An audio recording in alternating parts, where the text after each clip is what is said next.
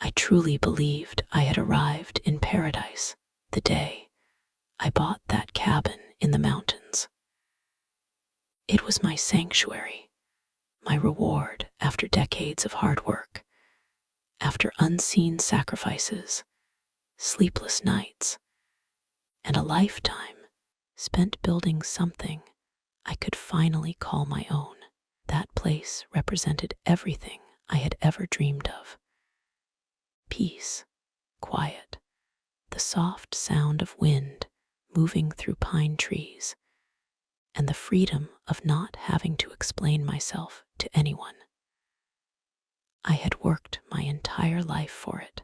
Every dollar invested in that cabin carried the weight of my tired hands, my aching knees, and a back that was no longer the same. But it was mine, only mine. That Friday afternoon, I decided to drive up without giving notice.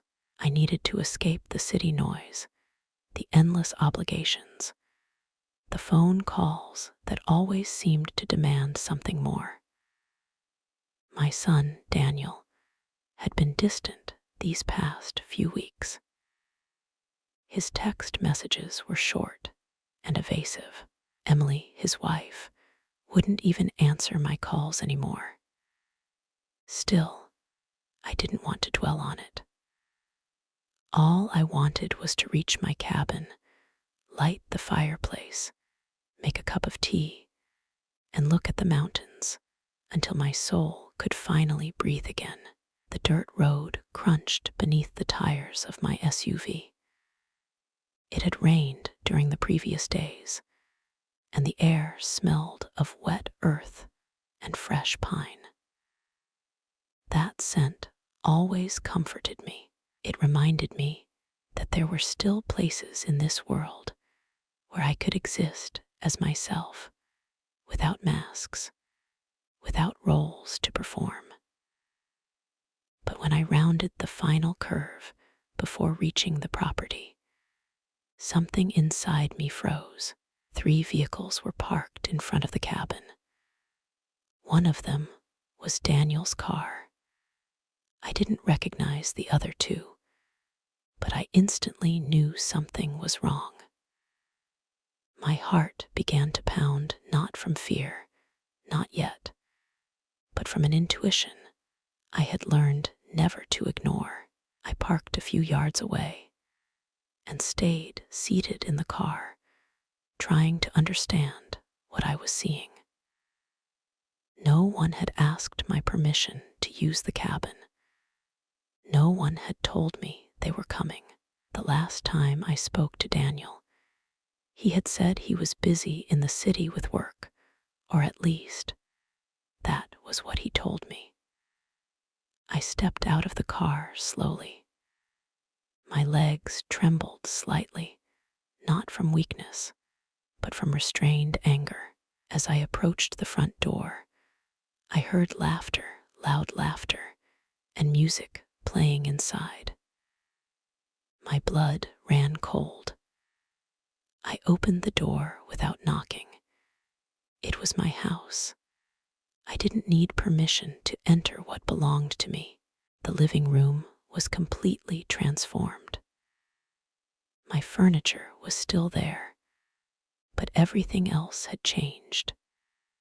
The photographs I had carefully hung pictures of my parents, my grandparents, and Daniel as a child were gone.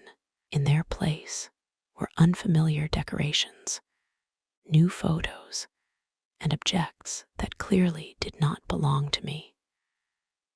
The dining table was covered with open wine bottles, plates of food, and dirty glasses. The fireplace was lit. Someone had turned my sanctuary into their private party. Emily was the first to notice me. She was sitting on my favorite couch, the one I had spent months searching for, with a glass of wine in her hand, and an expression of complete comfort. When our eyes met, her face didn't show surprise. It showed irritation, annoyance, as if I were an unwelcome interruption. She stood up slowly and placed her glass on the table with a sharp thud. Everyone in the room turned to look at me.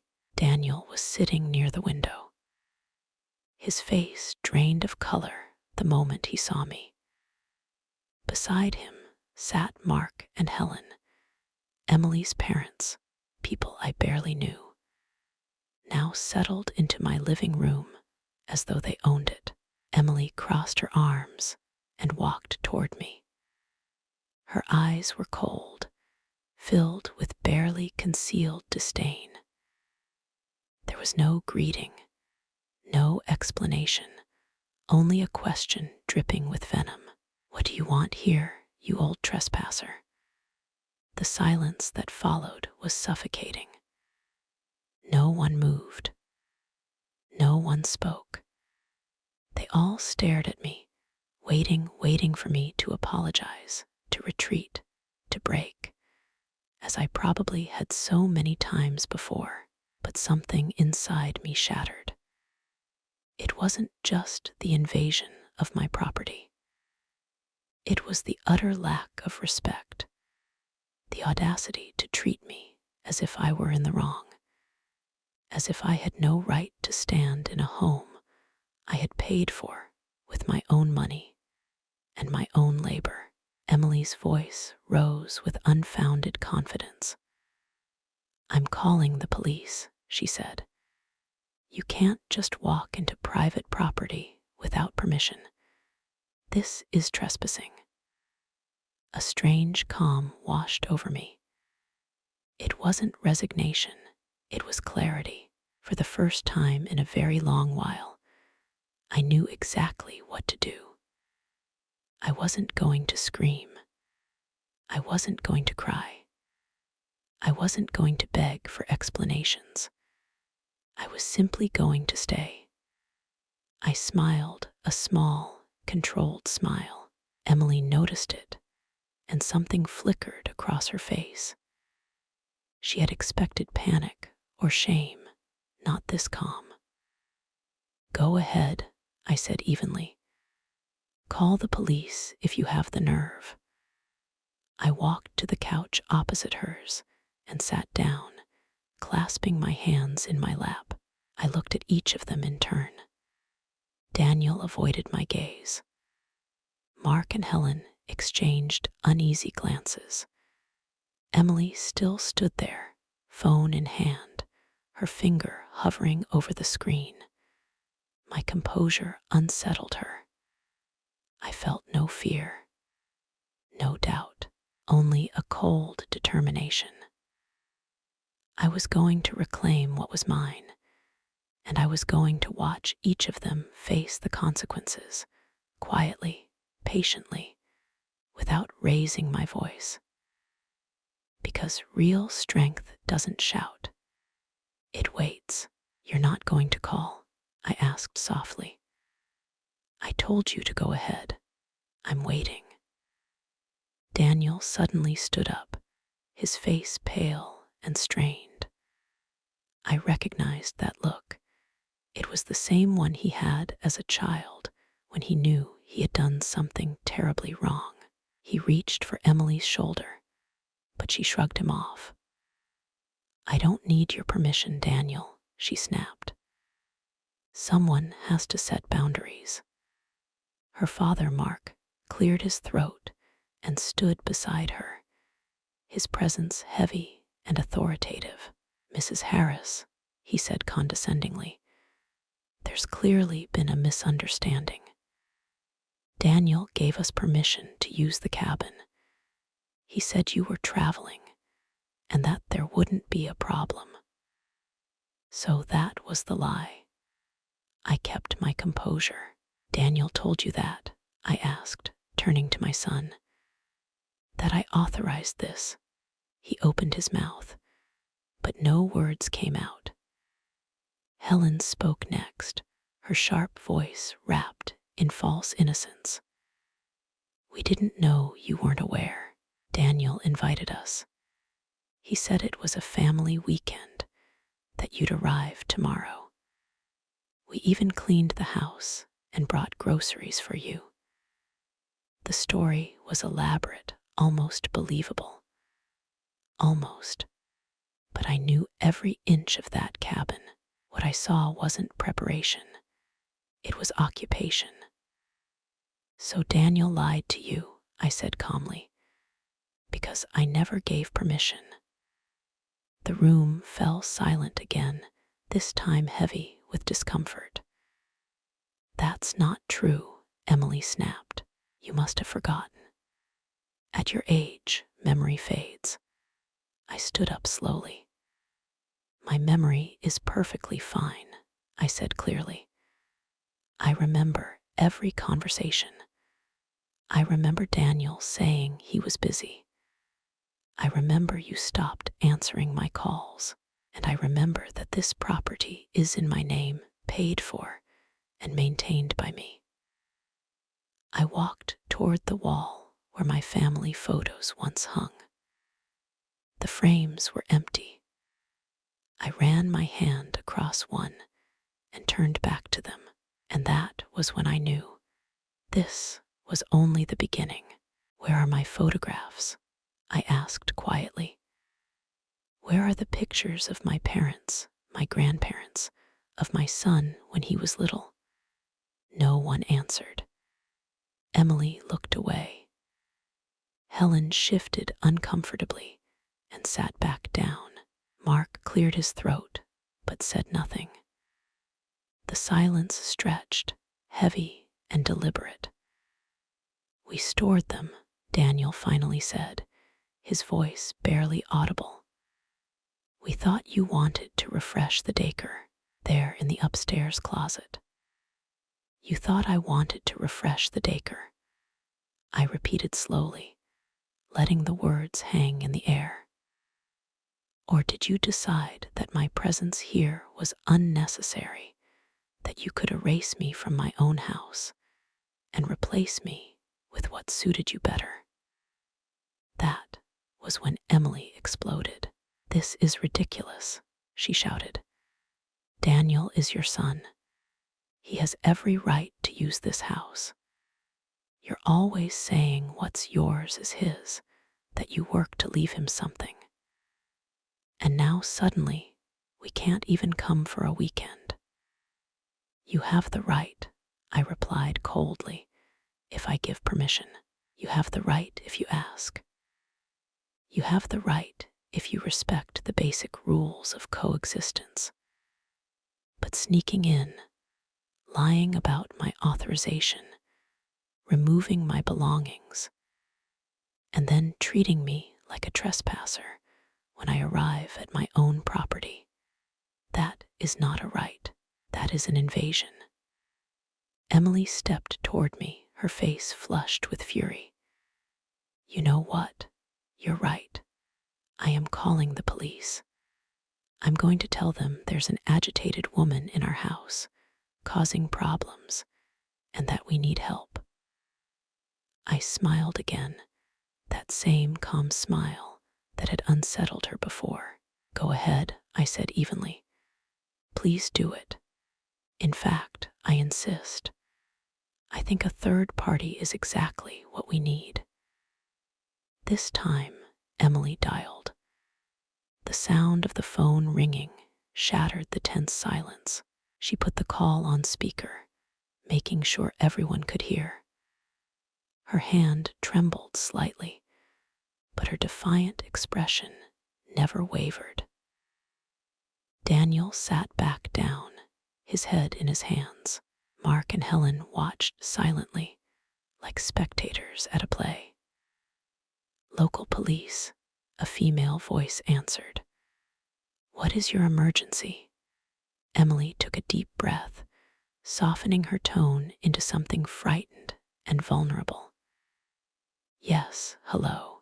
There is a woman in our house causing a disturbance. She entered without permission and is threatening us. We're at the mountain cabin near the main road. Every word was a lie, carefully crafted to make me sound dangerous. Is the person an immediate threat? The operator asked. Emily glanced at me with barely concealed hatred. I don't know. She's very agitated. She's older, but she's acting irrationally. We're scared. A unit is on the way, the operator said. Stay in a safe place and avoid confrontation. Emily ended the call and turned to us with a triumphant smile. You heard them. The police are coming. You should leave before this gets worse for you. I sat back down on the couch, crossed my legs, and folded my hands in my lap. I'm not going anywhere, I said calmly. In fact, I'm very eager to speak with the authorities. For the first time, doubt flickered across Emily's face. The minutes that followed felt endless. No one spoke. Emily paced the room. Mark and Helen whispered to each other. Daniel remained frozen, and I waited calm, steady, unmovable. Then we heard the sound of an approaching engine. A police car pulled up in front of the cabin. 2 officers stepped out, an older man with a solid build, and a younger woman holding a notebook. Emily rushed to the door before they could knock. Thank you for coming so quickly, she said dramatically. She's inside. She came in without permission and refuses to leave. The officers entered cautiously. The older one surveyed the room, then asked calmly, Who is the owner of this property? Emily opened her mouth, but I spoke first. I said, standing up. My name is Alice Harris. This is my property. That's not true, Emily cut in sharply. She's my husband's mother. We had permission to be here. The officer looked at me with a familiar expression, skepticism, mixed with assumption. Ma'am, he said, do you have documentation proving ownership? I smiled. Yes, officer, I do. I retrieved my purse from near the door and opened the folder I always carried. Inside were the property deed, recent tax receipts, utility bills in my name, and the bank letter confirming the mortgage was fully paid. I handed them over. The officer examined each document carefully. His expression changed. The younger officer stepped closer, reviewed them, and exchanged a glance with her colleague. Everything is in your name, the officer finally said. Mrs. Harris is the sole registered owner of this property. The color drained from Emily's face. Mark stood abruptly. Helen gasped softly. Daniel shut his eyes. But Daniel is her son, Emily stammered. He told us we could be here. That does not grant automatic permission, the younger officer said firmly, and Mrs. Harris states she never authorized this. I never did, I said clearly. They occupied my home without consent, removed my personal belongings, lied about my approval, and called me a trespasser. The older officer turned to Emily, his tone now serious. Mrs. Harris did not give permission for you to be here. It was a misunderstanding, Mark said tensely. It was not, I replied. It was a deliberate lie, and I want all of you off my property immediately. The officers nodded. You are within your rights, the older one said. Do you wish to file a formal complaint? I looked at all of them, Emily's rage and fear, Mark and Helen's false innocence, Daniel's complete shame, and felt something inside me finally release. "I want them to leave," I said simply. "Now, you must vacate the property immediately," the officer ordered. "You may collect your belongings, but you must leave within the next few minutes." Reality finally settled in, but before they could move, I spoke again, calm, steady, resolute. "Officer," I said, "before they leave, there is something else I need to clarify here, in front of witnesses." Everyone looked at me. Daniel lifted his head, his eyes filled with a silent plea. He knew what was coming. After all these years, he knew. I returned to my purse and pulled out another folder. This one was thicker, heavier. It contained years of documents, receipts, bank transfers, contracts. I laid it open on the dining table, pushing aside the glasses and plates still scattered there. "Daniel," I said, looking straight at him, "how much money have I given you over the years?" He went even paler. "Mom, please answer the question." The silence was crushing. Emily stared at him, clearly not understanding where this was going. The officers stayed quiet, attentive now, fully aware they were witnessing something significant. "I don't know exactly," Daniel muttered. "I do," I replied, pulling out the first document. "In the last several years, I have transferred tens of thousands of dollars to you for the down payment on your house, your car, your credit card debt, your wedding expenses, and the Europe trip you took last year." Emily staggered back as if struck. Mark and Helen exchanged uneasy looks. "And that's not all," I continued, laying out more papers.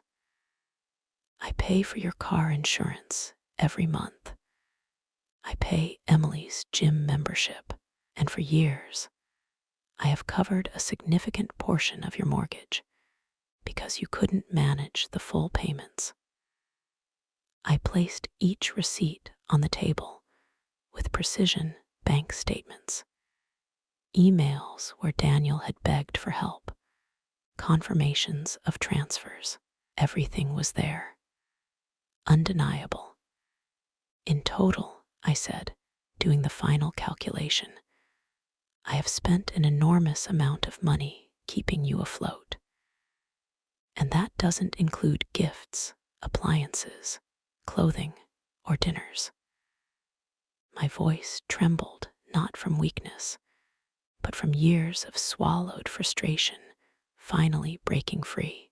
"And this is how you repay me," I said, "by invading my home, by lying about me, by removing my photographs as if I no longer existed." Daniel's eyes filled with tears. He stood and moved toward me. "Mom, I didn't know Emily was going to." "No," I said, stopping him with one raised hand. "You don't get to blame her alone. You allowed this. You lied. You watched it happen and said nothing." I turned to the officers. "I want you to be witnesses to what I'm about to do." I took out my phone and opened my banking app. My hands were steady. "As of this moment," I said calmly, "I am canceling all automatic transfers to Daniel. I am canceling his car insurance payments. I am canceling my monthly contribution to the mortgage. And I am canceling Emily's gym membership." I confirmed each cancellation one by one. Emily watched in horror. Mark stood, stunned. "Mom, wait," Daniel pleaded. "We can talk." "There is nothing to talk about," I said. "For years, I confused love with enabling. I put my phone away and removed another document. The car you drive, I said to Daniel, is partly in my name. If you miss payments, they come after me. So this week, I will remove my name from that loan. If you can't afford it, you'll have to return the car. You can't do that, Emily screamed. We need it. You should have thought of that, I replied coldly, before you treated me like I was disposable. Helen finally spoke, her voice sharp with indignation. This is cruelty. They're your family. Cruelty, I asked quietly. What's cruel is working your whole life to support your child, only to be used and discarded. My voice rose for the first time. You live under their roof because they can't afford yours. And do you know who subsidizes that? Me. I pay part of that mortgage. The truth hit like a blow. No one could deny it. I lifted the final document. Tomorrow, I will withdraw my mortgage contribution entirely. If you can't pay, the bank will proceed with foreclosure. Silence engulfed the room. Emily covered her mouth. Mark and Helen stood frozen. Daniel sobbed openly. I closed the folder slowly. Each paper was a chapter ending. You have 15 minutes to collect your belongings and leave, I said. The officers stepped outside to wait. Daniel approached me last. Mom, I'm sorry. A few days, I repeated flatly. And the lies, and the insults. Emily tried one last time. Alice, please, how will we survive? You'll adjust, I said, just like I did. Helen pleaded through tears. We're old. We have nowhere to go. I'm old too, I replied calmly, and I built everything I have alone. I turned to the window as the sun dipped behind the mountains. You have 5 minutes, I said. Chaos followed, zippers, footsteps, hurried packing. No one spoke. Emily passed me without a word. Mark and Helen avoided my eyes. Daniel was last. He stopped. Is there any way to fix this? I looked at him for a long moment. I saw the boy I loved, and the man who learned to take. And for the first time, I did not rescue him. Daniel, I said softly, forgiveness doesn't come with an attached check. If I ever forgive you, it will be because you've learned to be responsible for your own life. Because you've understood that loving someone doesn't mean using them. Because you've grown. He tried to interrupt me, but I raised my hand. Without my help, I said firmly. Without my help, you will learn what I had to learn alone, that life is hard, that nobody owes you anything, that respect is earned, and dignity must be protected. You will learn, or you won't. But it is no longer my responsibility to teach you. The older officer appeared at the door. Mrs. Harris, are they ready to go? Is there anything else you need? No, officer, I replied. Thank you for your help. One by one, they left. Mark and Helen went first, dragging their suitcases toward one of the cars. Emily followed, her head lowered, defeated. Daniel came last, walking as if each step weighed 1,000 pounds. Before getting into the car, he turned back toward the house. Our eyes met through the window. I raised my hand, not in farewell, not in comfort, but in acknowledgement. This was real. This was final. The engines started. The taillights glowed red in the darkness, and slowly the three vehicles disappeared down the dirt road, dust rising behind them as night settled over the mountains. The officers approached one last time. The younger officer looked at me with genuine concern. "Are you going to be okay?" I smiled, and for the first time in years, it was a real smile. "Yes," I said, "I'll be fine." After they left, I stood on the porch for a long time, watching the last hint of light vanish in the distance. The mountain silence wrapped around me like a warm blanket. It wasn't empty. It was full of peace, liberation, and possibility. I went inside and locked the door. My hands trembled slightly, not from fear, but from adrenaline finally draining away. I had done something I'd been postponing for years. I had said no. I had set boundaries. I had chosen dignity over a false sense of family peace. I began cleaning the living room, picking up dirty glasses, clearing plates, erasing the physical evidence of the invasion. As I worked, my thoughts drifted backward, and I understood something clearly. This hadn't started today. It had begun years ago, with small decisions that accumulated into a way of life. I remembered when Daniel was 27 and lost his first job. He came to me in tears, saying he couldn't pay rent. That eviction was imminent.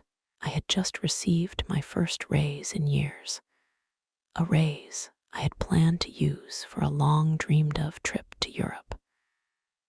But I looked into his desperate eyes and gave him the money. Thousands of dollars. My vacation vanished. "It's only this once, Mom," he promised.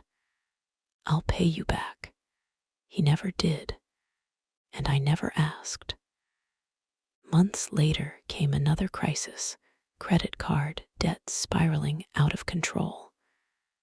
I had just paid off my apartment mortgage. For the first time, I could breathe. But Daniel arrived with bank notices and panic in his eyes. I paid again, out of my retirement savings. "This is the last time," I told him. He promised to change. A year later, there was another emergency. Sitting on the couch now, hugging a cushion to my chest, the tears finally came. Not tears of sadness, but of release. I cried for the dreams I postponed, the trips I never took, the small pleasures I denied myself so I could give him something bigger. I cried for the woman I had been, the one who always said yes, who confused love with endless sacrifice. And I cried with relief, because that woman had finally found her voice. I remembered when Daniel met Emily. From the beginning, something about her unsettled me. When they planned their wedding, Emily insisted it be grand and expensive. The wedding cost tens of thousands of dollars. I ended up paying far more than I had promised, money I had saved to buy this cabin. I had to wait years longer, working overtime, denying myself everything to finally afford this place. And now they had occupied it, erased me from it, treated it as nothing more than another resource. I went upstairs and opened the closet where my photographs had been stored. They were shoved into cardboard boxes. I laid them out on the bed my parents, my grandparents, Daniel as a little boy on his first bicycle, I held that photo for a long time. When had he learned to take without giving? And how much of that was my fault? The answer hurt, but it was also freeing. I went downstairs and rehung every photograph. Each frame was an act of reclaiming my space, my history, my identity. I lit the fireplace and made myself tea. Exhaustion settled into my bones, but so did peace. My phone showed confirmations of every cancellation. Then it buzzed. A message from Daniel. "Mom, please reconsider. We can't do this without your help." I typed and erased several responses. Finally, I wrote simply, "I love you." But love doesn't mean allowing disrespect. Learn responsibility. When you do, we can talk. I sent it and blocked his number. The next 3 days passed in complete silence. I walked in the woods. I read books I'd never had time for. I slept deeply. It was peace, real peace. On the 4th day, I returned to the city. My answering machine was full messages from Emily, from Mark and Helen, from family friends, from the bank.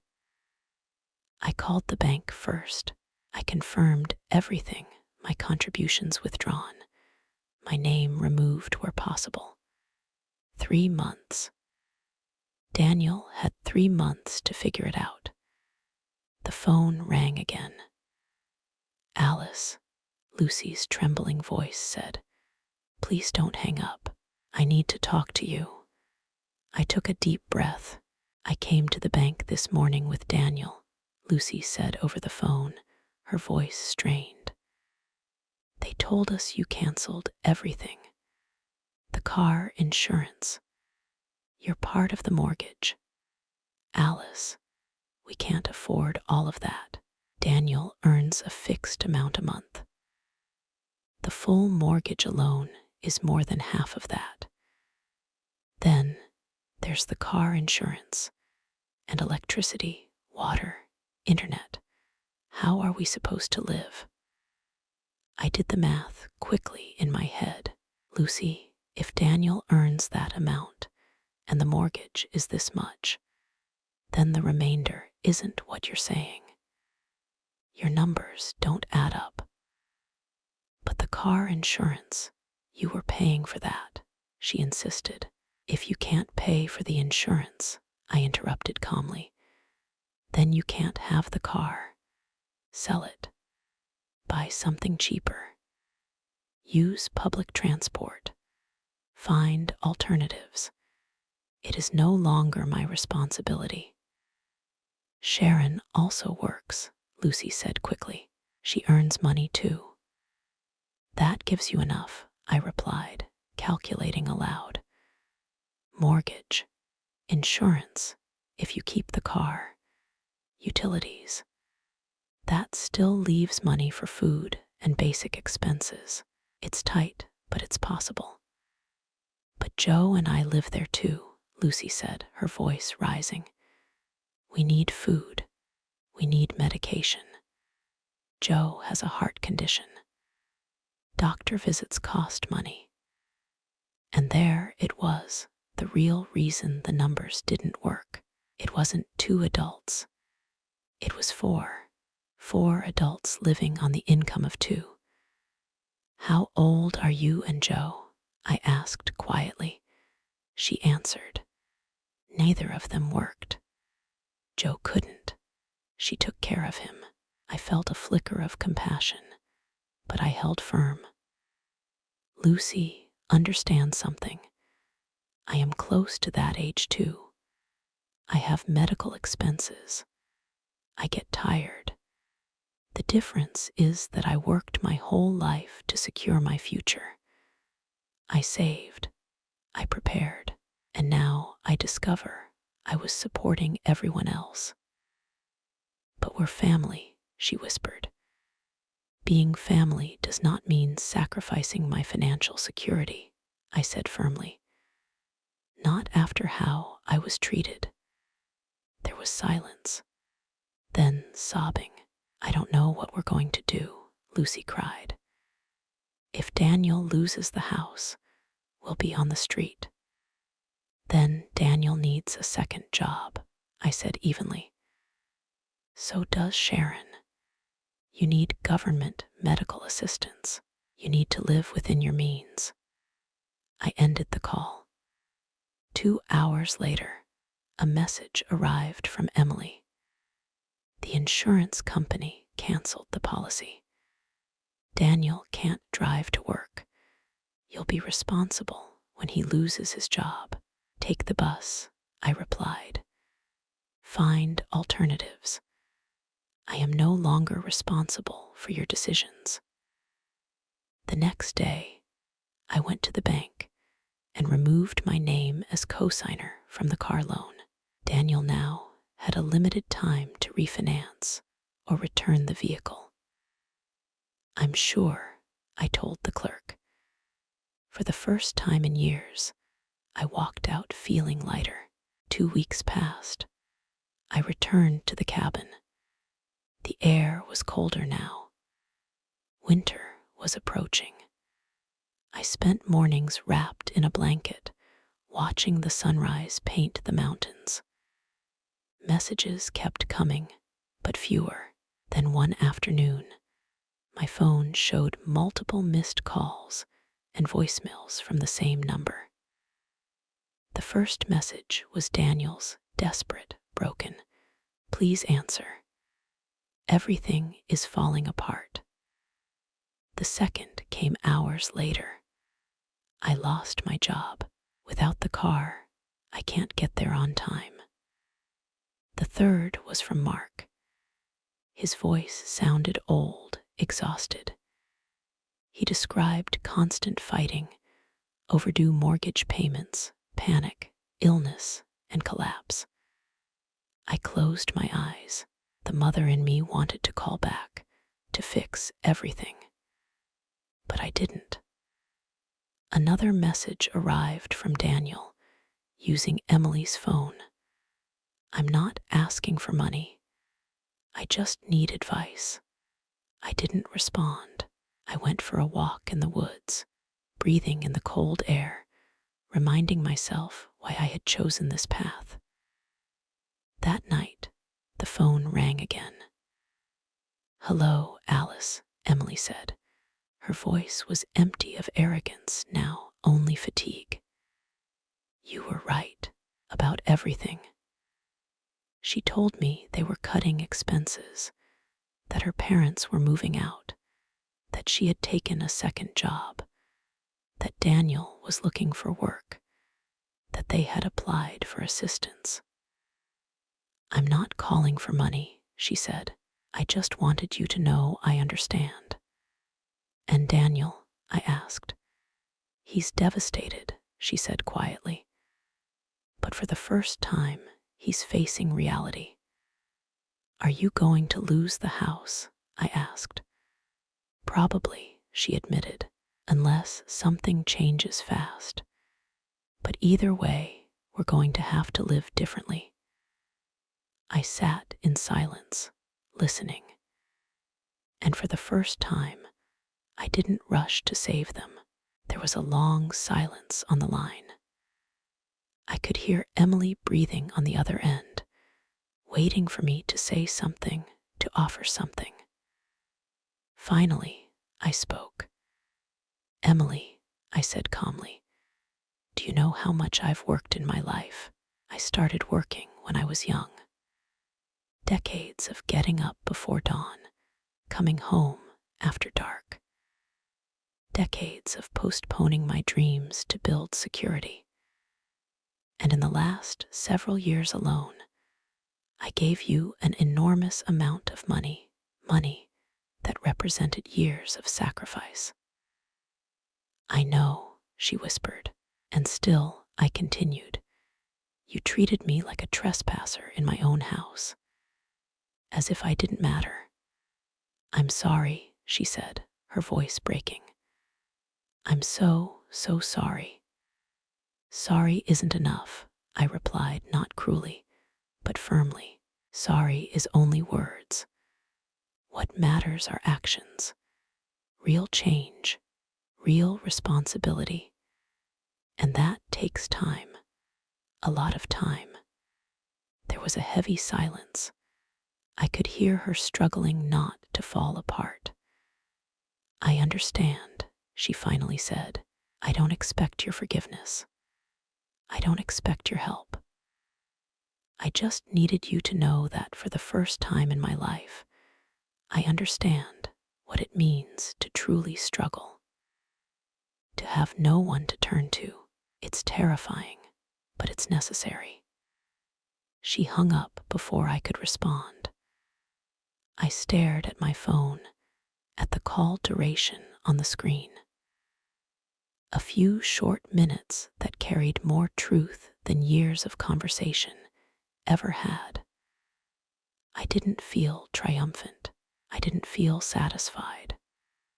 I felt relief mixed with sadness, strength mixed with pain, the certainty of having done the right thing, even though it hurt deeply.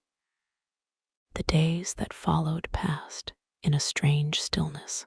I received updates, not requested, but not rejected either. Mark and Helen moved into a small shared room.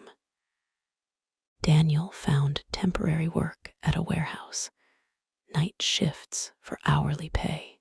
Emily continued cleaning houses in addition to her regular job. They earned enough for food and utilities, but not enough for the mortgage. The bank initiated foreclosure proceedings. They were given a deadline to vacate. Emily eventually found a small one-bedroom apartment in a modest neighborhood. It was all they could afford. They sold most of their furniture to cover the deposit. A few weeks later, I received an unexpected call from a number I didn't recognize. Mrs. Harris, a professional male voice said, "My name is Marcus Flores. I'm a financial counselor. Your son, Daniel, came to see me this week." I was surprised. Daniel had never sought professional help before. "He authorized me to speak with you," Marcus continued, "because part of my work is helping families rebuild not just finances, but responsibility. And I think you should know something." I stayed silent. "Your son cried through most of our first session," he said. "Not because he lost his house or his car, but because he finally understood how much he had abused your generosity. He had never added it all up. He had never seen the full picture." I felt a knot tighten in my throat. "We're working on a plan," Marcus continued. "It's very tight, but possible. And for the first time, he's committed to doing this without outside help." "Are you asking me to help him?" I asked directly. "No," he said firmly. "In fact, I told him that your intervention now would undo everything. This pain is his opportunity to grow. So why call me?" "Because I work with parents too," he said gently, "and I know that doing the right thing doesn't stop it from hurting. I wanted you to know that your son is taking this seriously, and that one day, when the time is right, he may come to you not to ask for help, but to say thank you." After we hung up, I sat by the fire for a long time. Part of me wanted to believe. Another part knew that real change only shows itself over time. 2 more months passed. December arrived with its sharp cold and short days. I stayed at the cabin almost the entire time. I read, I walked, I cooked, I slept. I lived without the constant weight of other people's demands, and I realized something unexpected. I was happy. On Christmas Eve, as I prepared a simple dinner for myself, the phone rang. I answered. "Mom," Daniel said. His voice was calmer, steadier. "Robert," I replied neutrally. "I know you don't owe me anything," he said. "I'm not calling to ask. I just needed to say thank you. Thank you for doing what none of us had the courage to do. Thank you for loving me enough to let me fall." Tears slid down my cheeks. "We're in the new apartment," he continued. "It's small, but it's ours. Paid for with our money. I'm working 2 jobs. Emily is too. We're exhausted, but we're okay. And for the first time, I understand what you lived through all those years." "That's all I ever wanted," I said softly, "for you to rely on yourself." "I know," he replied, "and I will, even if it takes years." After the call, I stared into the fire, holding a cautious hope. 2 days later, I received one final message from Emily. "Merry Christmas, Alice. Robert doesn't know I'm writing this. I just wanted to say you were right about everything. If you can ever forgive us, we'll be here, working to deserve it. And if you can't, we understand." I read it several times and put the phone away without responding, not out of cruelty, but because forgiveness, if it came, would come through time and sustained change, not words. Snow began to fall outside, blanketing the forest in quiet white. I checked my phone and saw Daniel's number still blocked. My finger hovered over the option to unblock it, but I didn't. True strength wasn't in rushing to rebuild bridges. It was in protecting my peace, my dignity, and my boundaries. In understanding that love does not require self-destruction. I returned to my chair by the fire and opened my book. Outside, the snow kept falling. Inside, the fire burned warmly. And I, Alice Harris, finally at peace, understood the most important truth of all. Loving someone does not mean losing yourself. Setting boundaries is not selfishness. It is self-respect. It is survival. It is real love.